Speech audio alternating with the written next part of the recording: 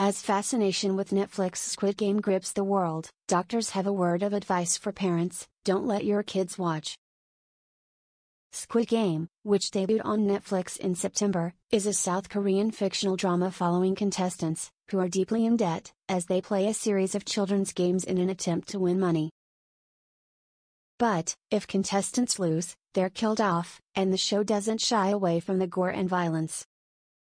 And yet, Squid Game has amassed a huge following, with Netflix reporting that 111 million accounts had watched the anti-capitalist drama within less than a month since its debut, calling the show its biggest ever series at launch. Halloween costumes inspired by the show are also topping internet searches, while viral challenges inspired by the show can be found on TikTok. On Netflix, the show has a rating of TVMA, meaning it may not be suitable for teenagers under 17. And yet the show has found its way to those far younger, drawing concerns from doctors. Doctors at the Child Mind Institute, a non-profit dedicated to children's mental health, recommend that no one should watch Squid Game until at least late adolescence, regardless of whether parents are watching with them. The level of violence is horrifying, more than most shows, said David Anderson, head of school and community programs at the Child Mind Institute, in a statement. It's a murder fest with the premise that out of over 400 participants, there can only be one survivor.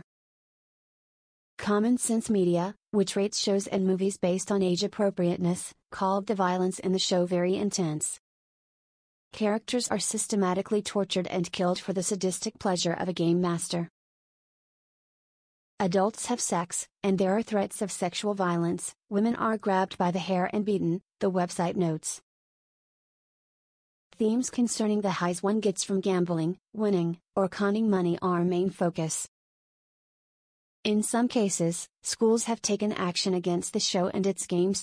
A private school in Roswell, Georgia, banned any discussion of the show and the games from it, according to CNN affiliate WGCL. Similar moves have been made internationally, as well. In England, for example, the Education Safeguarding Team from the Central Bedfordshire Council recommended parents not allow their children to watch the show following reports that kids were copying the games from the show, according to The Guardian.